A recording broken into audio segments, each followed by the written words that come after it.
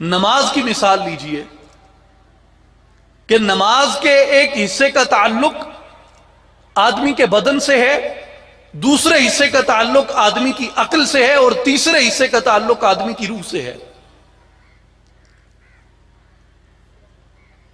جب آدمی وضو کرتا ہے، مسجد کی طرف چل کے جاتا ہے، اپنے جسم کو پاک کرتا ہے، اپنے وجود کو پاک کرتا ہے، پانی بہاتا ہے، چہرے پہ پانی ڈالتا ہے، کونیوں پہ پانی ڈالتا ہے، ناک میں پانی ڈالتا ہے، کلی کرتا ہے، پاؤں دھوتا ہے، مسح کرتا ہے، ان تمام کے تمام افعال کا تعلق آدمی کے بدن سے اور آدمی کے وجود سے ہے۔ یہ اعمال سر انجام دینے کے بعد آدمی نیت کرتا ہے، جماعت اختیار کرتا ہے۔ نیت کا تعلق، یکسوئی کا تعلق، جماعت اختیار کرنے کا تعلق یہ آدمی کی عقل کے ساتھ ہے۔ اور پھر جب آدمی اسے مخاطب کرتا ہے اللہ اکبر کہہ کے،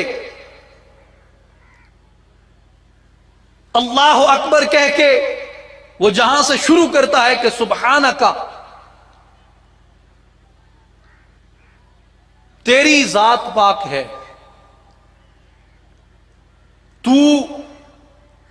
تجھے، تم، آپ، تمہیں، یہ تمام کے تمام وہ صیغے ہیں جو مخاطب کے لیے استعمال ہوتے ہیں، اور اس وقت استعمال ہوتے ہیں جب آپ کسی کے ساتھ براہ راست گفتگو کر رہے ہوتے ہیں۔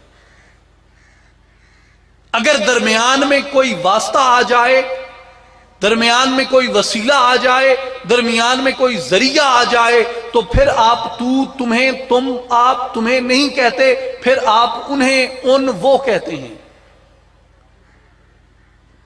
تو جب آپ نماز شروع کرتے ہیں تو آپ کی نماز میں استعمال ہونے والے اکثر کلمات وہ صیغہ مخاطب سے تعلق رکھتے ہیں کہ آپ براہ راست اللہ تبارک و تعالیٰ کو مخاطب کر کے یہ کہہ رہے ہیں کہ سبحانکا، تو پاک ہے، وبحمدکا، میں تیری حمد کر رہا ہوں، میں تیری ثنا کر رہا ہوں، میں تیری تعریف کر رہا ہوں۔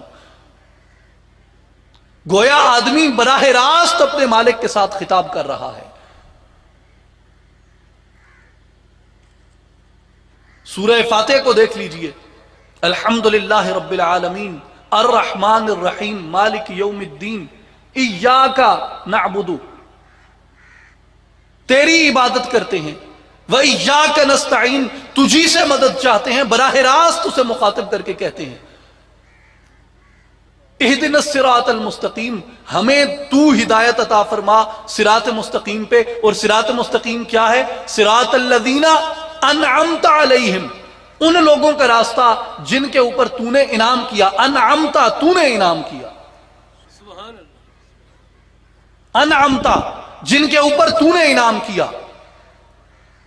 نماز کی جتنی بھی گفتگو ہے، نماز کا جتنا بھی کلام ہے، یہ تمام کی تمام گفتگو، تمام کا تمام کلام، نماز کی تمام جتنے بھی جملے ہیں وہ سارے کے سارے مخاطب سے تعلق رکھتے ہیں، اور آدمی اپنے بدن کے ساتھ یا اپنی عقل کے ساتھ اپنے مالک کو مخاطب نہیں ہوتا، بلکہ آدمی اور خالق کے درمیان جو رابطے کی چیز ہے، جو رابطے کا ذریعہ ہے، وہ آدمی کی روح ہے جو اپنے مالک کو مخاطب کرتی ہے۔ گویا کلمات نماز کا تعلق آدمی کی روح سے ہے، اور اسی لیے آقا پاک صلی اللہ علیہ وسلم نے فرمایا کہ لا صلاۃ الا بحضور القلب، اگر تیرا دل حاضر نہیں ہے، تو اپنی روح کے ساتھ اپنے خالق کو مخاطب نہیں کر رہا، تو تیری نماز مکمل نہیں ہوتی۔ حضرت سلطان باہو یہی فرماتے ہیں کہ دل تو نماز پڑھائیو نہیں کی ہو یا جے نیتی ہو، ارکاں گٹے مل مل دھومیں تیرے منو نہ گئی پلیتی ہو، کہ اگر دل حاضر نہیں ہے تو تیری نماز کیسے مکمل ہو سکتی ہے؟ تو خدا کو مخاطب کر رہا ہے تو یہ تصور کر کے تو اسے مخاطب کر رہا ہے۔ اور اپنے فارسی کلام میں حضرت سلطان باہو فرماتے ہیں کہ بر زبان تسبیح و در دل گاؤ خر، این چنی تسبیح کے دارد اثر، کہ زبان پہ اللہ اللہ کر رہا ہے، زبان پہ خدا کو مخاطب کر رہا ہے، زبان پہ تسبیح ہے، اور دل کے اندر دنیا کے گدھوں اور گدھوں کا خیال آ رہا ہے تیرے وجود میں. در دل گاؤ خر، گدھوں اور گاؤں کا خیال تیرے وجود کے اندر آ رہا ہے، تیرے دل کے اندر آ رہا ہے. این چنی تسبیح کے دارد اثر، تیرے یہ کلمات، تیری یہ تسبیح کیسے تاثیر کر سکتی ہے جب تو اس لمحے میں خدا کو اپنے سامنے موجود ہی نہیں پا رہا. یہ ہے احسان. الاحسان ان تعبد اللہ کأنک تراہ. احسان یہ ہے کہ تجھے یہ یقین ہو کہ گویا میں اپنے مالک کو دیکھ رہا ہوں، جبکہ تو اسے نہیں دیکھ سکتا. تو پھر تجھے یہ یقین ضرور ہو کہ فَإِن لَمْ تَكُنْ تَرَاهُ، وہ تو تمہیں دیکھ رہا ہے. اس کا تعلق یعنی معرفت کا تعلق یہ آدمی کے روح کے ساتھ ہے. گویا اسلام کا تعلق آدمی کے بدن سے، ایمان کا تعلق آدمی کی عقل سے، اور احسان کا تعلق یہ آدمی کی روح کے ساتھ ہے. اور ہمیں یہ بھی اپنے سامنے رکھنا چاہیے کہ یہ تینوں ہمارے لیے لازم ہیں، یہ تینوں ہمارے لیے ضروری ہیں. اسلام بھی، ایمان بھی، احسان بھی. جس طریقے سے کہ ہمارے لیے ہمارے اپنے وجود کے، ہماری اپنی ذات کے، ہماری اپنی ہستی کے تینوں اجزاء ضروری ہیں، یعنی جسم، عقل اور روح. میرا جسم ہو لیکن میری عقل، میرا دماغ کام چھوڑ جائے تو میرا یہ جسم اس کائنات کو، اس دنیا کو کیا فائدہ دے سکتا ہے؟ عقل میرے کس کام آ سکتی ہے؟ اگر میرا وجود بھی ٹھیک ہے، میری عقل بھی ٹھیک ہے، لیکن میری روح میرے وجود سے پرواز کر جائے تو اس میت سے یہ دنیا کیا فائدہ لے سکتی ہے؟ گویا جہاں جسم ضروری ہے، جسم کے ساتھ عقل ضروری ہے، عقل کے ساتھ روح ضروری ہے. اگر خالی روح آ جائے تو روح کہاں قیام کرے گی اگر جسم موجود نہ ہو؟ روح کو قیام کرنے کے لیے جسم لازم ہے، عقل کو قیام کرنے کے لیے جسم لازم ہے.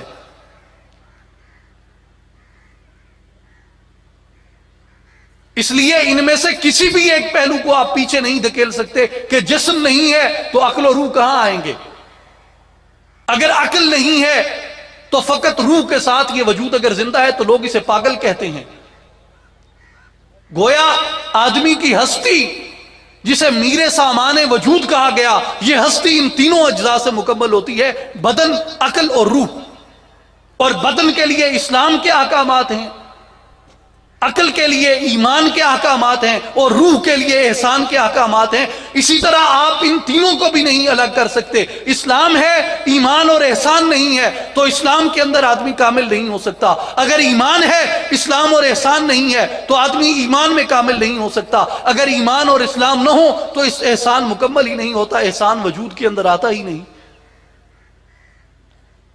تو گویا جسم کے اوپر اللہ کا اسلام لاگو کرنے کے ساتھ ساتھ عقل کے اوپر بھی اسلام کا لاگو کرنا لازم ہے، اور پھر روح کے اوپر بھی ان اعمال کو جاری کرنا انسان کے اوپر یہ واجب اور لازم ہو جاتا ہے.